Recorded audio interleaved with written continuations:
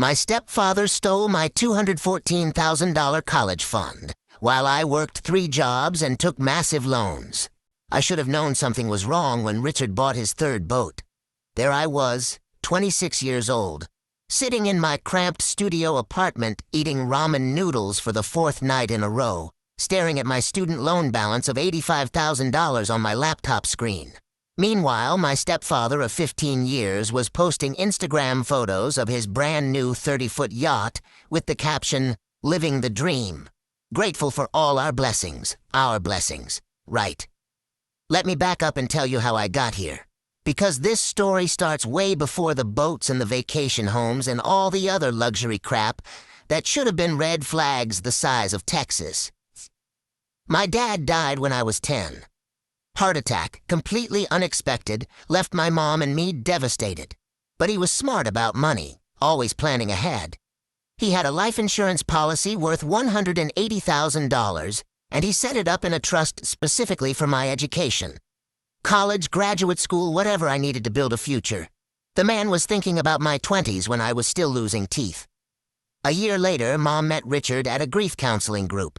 I know, it sounds like the setup to a Lifetime movie, but Richard seemed different back then. He was a financial advisor, recently divorced, and he talked about money the way my dad used to, like it was a tool for building security, not just something to spend. He was patient with my 11-year-old attitude, never tried to replace my dad, just quietly became part of our family. When Mom remarried him, Richard explained that since he was a licensed financial advisor, he could help manage my trust fund properly, make it grow, ensure it was there when I needed it. Mom thought it made perfect sense. A financial professional in the family, what could go wrong? So Richard became co-trustee of my education fund, alongside some bank that eventually got bought out by a larger bank, and then another bank, until honestly I lost track of who the other trustee even was. Richard assured us he was handling everything. For years everything seemed normal. Richard worked hard. We lived comfortably but not extravagantly, and whenever I asked about college funding he would smile and say the trust was growing nicely. When I was 16 and started seriously looking at colleges, he sat me down with official-looking documents and explained that the trust had grown to over $200,000. But it was tied up in long-term investments that could not be accessed until I was 21. These are smart investments. Jake, he said, pointing to charts I did not understand. Your father would be proud, but we cannot touch them early without huge penalties. We are talking about losing $30,000 or $40,000 in fees. So I worked. God, did I work. Starting junior year of high school, I had a job at the local grocery store. Summers, I worked construction with my mom's brother. I saved every penny, applied for every scholarship I could find, and when those were not enough, I took out student loans. Richard seemed so proud of my work ethic. He would brag to his friends about how responsible I was, how I was not just waiting for a handout. Building character, he would say, clapping me on the shoulder. I believed him. Why would not I? The man had raised me since I was 11. He came to my baseball games, helped with homework, gave me the talk about girls. He was my stepfather, and more than that, he was a financial professional. If Richard said the money was tied up, then it was tied up. College was brutal financially. I worked 25 hours a week at the campus bookstore, took on extra shifts during breaks, lived on the cheapest meal plan available. My junior year, I approached Richard again about accessing the trust. Almost there, son, he said. Just one more year and we can access everything without penalties. It is going to be worth the wait. But somehow, when I turned 21, there was another delay. Some kind of legal issue with the bank merger. When I turned 22, it was a problem with the investment maturation dates. 23, the market was down and it would be foolish to sell at a loss. 24, there were tax implications we needed to work through. Always something. Always a reason to wait just a little bit longer. Meanwhile, I watched Richard's lifestyle slowly improve. First it was a nicer car, then a boat, then a second boat when the first one was not quite right for the lake. There was the cabin in the mountains, which he bought for the family, but somehow I never seemed to be invited on these family trips. Then came the third boat, the big one, the one that finally made me start asking questions. The thing is, Richard was good at this. Really good? He had explanations for everything. The cabin was an investment property that would pay for itself through rental income. The boats were bought used, great deals he could not pass up, and besides, he had sold some stocks that had performed well. His salary as a financial advisor had increased substantially, new clients, expanding business. It all sounded reasonable.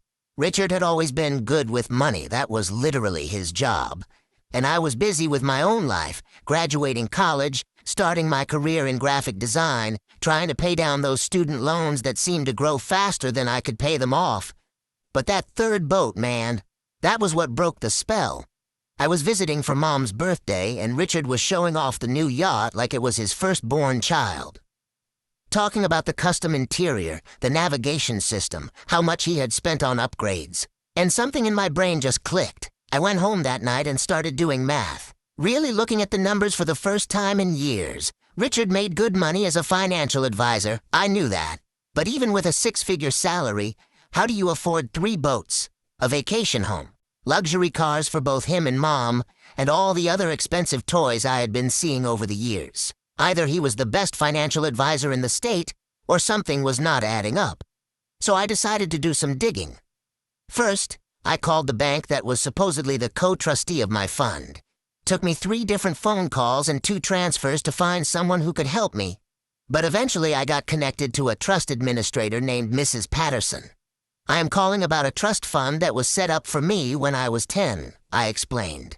The other trustee is my stepfather, Richard Morrison, and I am trying to get information about accessing the funds. Long pause. I am sorry. Could you repeat the name of the trust? She said. I gave her all the information I had. My dad's name, the approximate date of setup, Richard's information. Another pause. Typing. Sir, I am not showing any active trusts under those names. Are you sure about the bank name? Because we did have several mergers over the years and some accounts were transferred. My stomach dropped. What do you mean, no active trusts? Let me check our archived records. Can you hold for a moment? 5 minutes later, she was back. Okay, I found something. There was a trust established in 2006 under your father's name, with you as beneficiary. But sir, that trust was closed in 2012. The full balance was distributed to the trustees. I could not speak. Literally could not form words. Sir, are you still there? 2012, I managed. That is when I was 17. Yes, according to our records, both trustees signed off on the distribution. The funds were transferred to their designated accounts in March of 2012, both trustees. Richard and whoever the bank trustee was at the time. How much? I whispered. The final distribution was $214,367. I hung up. I sat in my car in the bank parking lot for 20 minutes, just staring at nothing. $214,000. Gone. Distributed when I was 17. A senior in high school, working at the grocery store and stressing about college applications. But wait, if both trustees had to sign off, that meant the bank person was in on it too, right? Maybe there was some legitimate reason. Maybe there really were penalties or legal issues. Maybe the money was moved somewhere safer. I called back and asked to speak to Mrs. Patterson again. Ma'am, you said both trustees signed off on the distribution. Can you tell me who the other trustee was? Let me see. It looks like initially it was our institutional trustee services, but in 2011, that was transferred to a private individual. A James Morrison. James Morrison, yes, Richard's brother. Richard's brother who lived 3 states away, who I had met maybe 5 times in my entire life. Richard's brother who Richard handled financial matters for because James was, in Richard's words, not great with money. The pieces clicked into place with perfect, horrible clarity. Richard had somehow gotten his brother named as co-trustee. Probably told him it was just a paperwork thing. Then had both of them sign off on distributing my inheritance directly to themselves.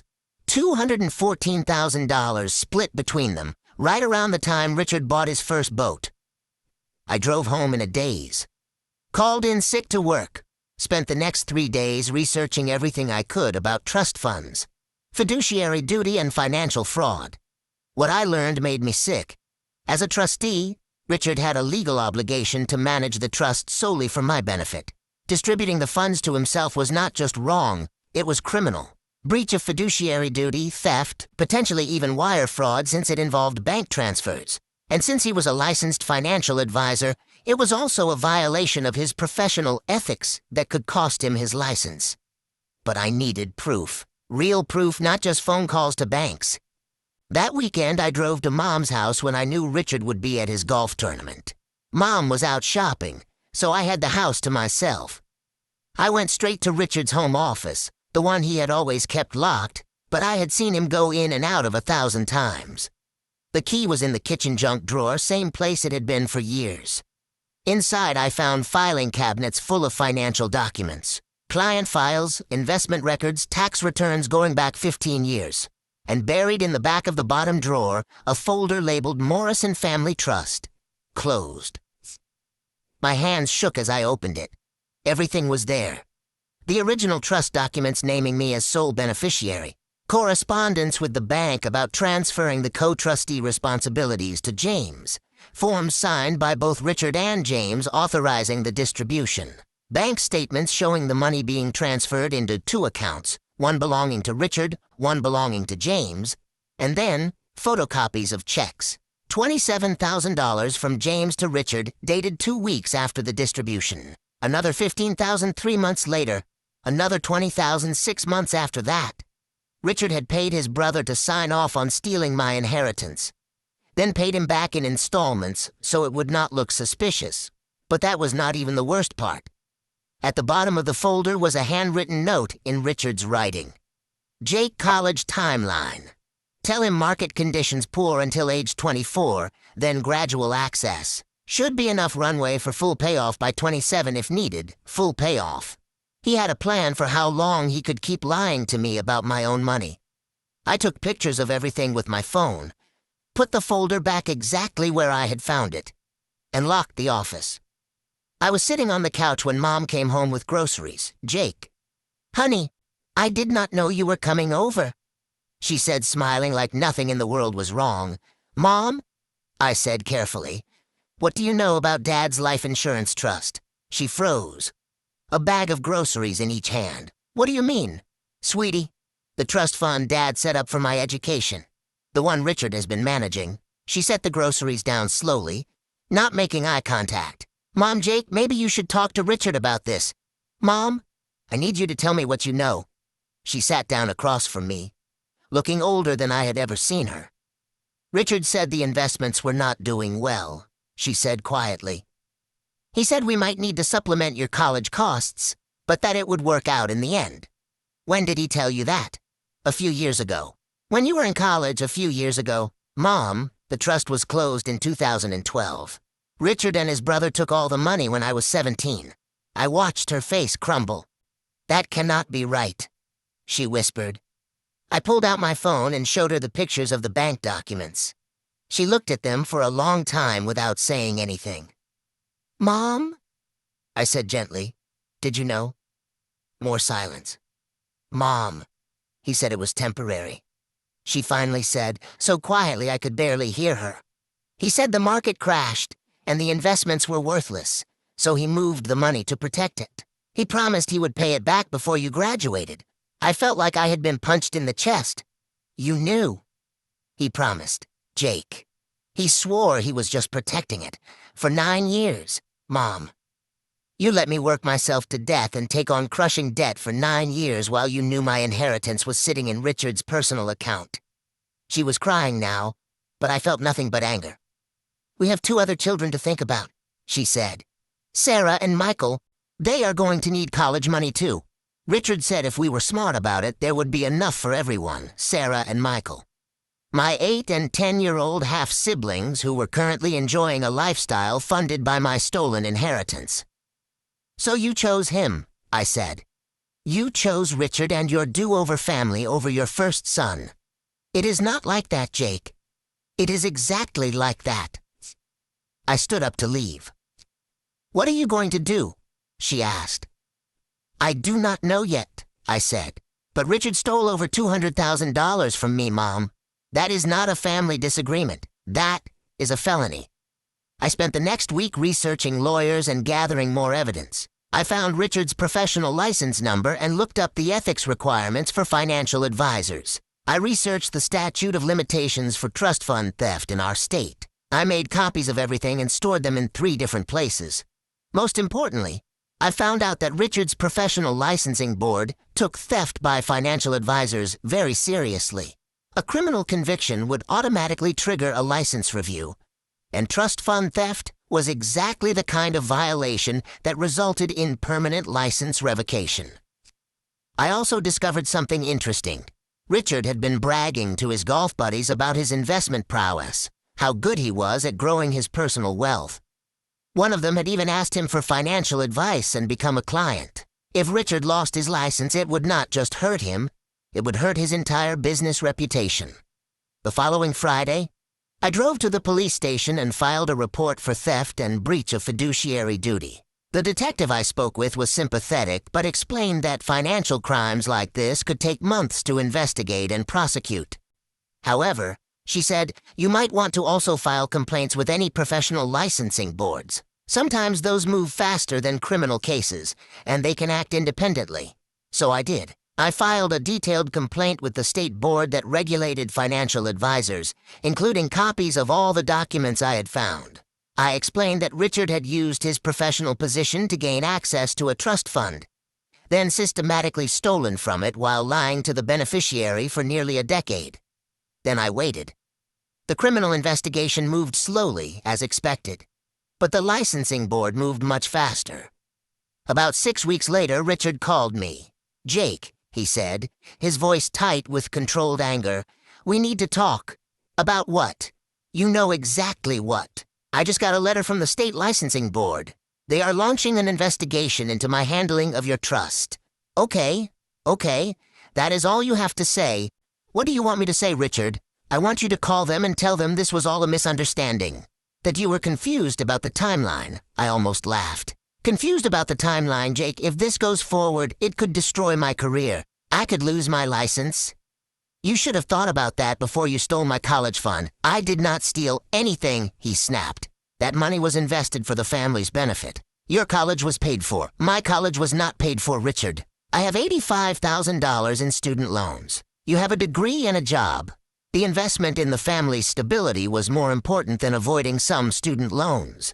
The investment in the family's stability. He was actually trying to justify stealing my inheritance by calling it an investment. Richard, I said, you committed multiple felonies. You are going to lose your license, and you are probably going to face criminal charges. That is not my fault. That is the consequence of your choices. If you pursue this, it will not just hurt me, he said. Your mother will be devastated. Sarah and Michael will not be able to go to college. You will destroy this entire family over money. You destroyed this family when you decided to steal from your stepson. He hung up. 2 days later, Mom called. Jake, please, she said, crying. Cannot we work this out as a family? Richard says he can pay you back over time. Mom, it has been 9 years. He has had plenty of time to pay me back, but if he loses his license, how will he make money to pay you back? The circular logic was staggering. Mom, he is not going to pay me back. He has had $200,000 of my money for 9 years and spent it on toys. If he had actually invested it for my benefit like he was supposed to, I could have graduated debt-free and had money left over. What about Sarah and Michael? What about them? They are just children. Jake. They do not deserve to suffer because of mistakes Richard made. I was just a child too when Richard started stealing from me. I was 17. She did not have an answer for that. 3 months later, the state licensing board concluded their investigation. They found that Richard had violated multiple professional ethics rules, including breach of fiduciary duty, conversion of client funds, and misrepresentation to a beneficiary. His license was permanently revoked, effective immediately. A week after that, the district attorney's office called to tell me they were filing criminal charges against Richard for theft in the first degree and breach of fiduciary duty, both felonies. Richard tried to negotiate a plea deal where he would pay restitution in exchange for reduced charges, but there was one problem. He did not have the money anymore. The boats, the vacation house, the cars, all purchased with financing that used his financial advisor income to qualify for the loans. With his license gone and criminal charges pending, the banks were already calling in debts. He ended up pleading guilty to reduced charges in exchange for 5 years probation and an agreement to pay restitution. But the restitution was structured as a percentage of his income, which meant I would be getting maybe $300 a month for the foreseeable future. The house of cards collapsed quickly after that. Without Richard's income, Mom could not afford the lifestyle they had been living. They had to sell the vacation house, all the boats, downsize to a smaller house.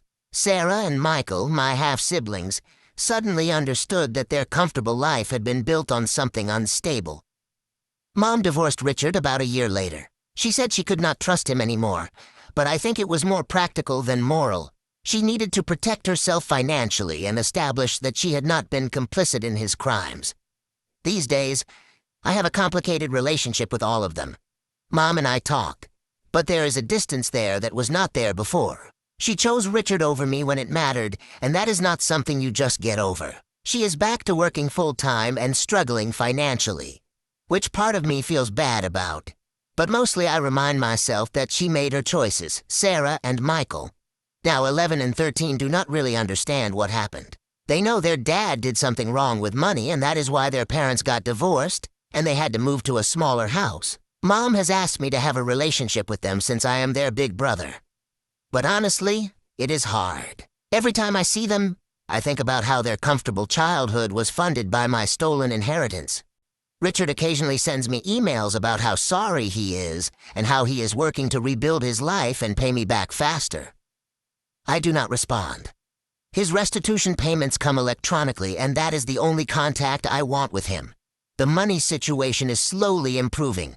The restitution helps, even though it is a fraction of what he stole. I have been aggressively paying down my student loans with every extra dollar I can find, and I should have them eliminated in about 3 more years instead of the 15 it would have taken originally. More importantly, I have learned to advocate for myself in ways I never did before. I do not just trust people because they are family or because they seem to know what they are talking about. I ask questions, I verify information, I keep my own records. People sometimes ask me if I regret pursuing the criminal charges, especially seeing how it affected Sarah and Michael. The answer is no, absolutely not. Richard spent 9 years lying to my face while spending my inheritance on luxury items. He counted on family loyalty and my trust in his professional expertise to get away with it. He had a plan to string me along until I was 27, hoping he could somehow pay it back without me ever knowing what he had done. But more than that, he was a financial advisor. His job was managing other people's money, and if he was willing to steal from his own stepson, what was he doing with his clients' funds? The licensing board investigation turned up irregularities with several other accounts, and I know at least 2 of his former clients have filed their own complaints. Taking down Richard was not just about getting my money back. It was about stopping him from victimizing other people who trusted him with their financial futures. As for my relationship with money now, I am probably more careful than I need to be. I keep detailed records of everything, I never co-sign anything, and I maintain separate accounts for different purposes. Trust issues, obviously, but better safe than sorry. The biggest change is that I do not depend on other people for my financial security anymore, even family, especially family. I have learned that the people closest to you can sometimes cause the most damage, precisely because you trust them not to. These days I am doing okay. The graphic design business is growing, the student loans are manageable, and I have started putting money aside for the future. Not in a trust fund, obviously, just a boring old savings account that only I have access to. Sometimes I wonder what my life would have been like if Richard had been honest from the beginning. If I had been able to graduate college debt-free, maybe go to graduate school, start my career without the weight of those loans? But then I think about the person I am now, someone who asks hard questions and does not take anyone's word for anything. And I realize that maybe the struggle taught me something valuable. Richard thought he was smart, that he could manage me the same way he managed investment portfolios. He thought family loyalty and professional authority would be enough to keep me quiet indefinitely. He was wrong. The truth has a way of coming out, especially when someone gets greedy enough to buy a 3rd boat with stolen money and post pictures of it on social media. Justice is not always swift, and it is not always complete, but sometimes If you are patient and methodical and willing to ask uncomfortable questions, you can make sure that people face consequences for their actions. Richard destroyed his own career, lost his family, and earned a criminal record. I am slowly rebuilding my financial life and learning to trust people appropriately instead of blindly. In the end, I would say that is a fair trade.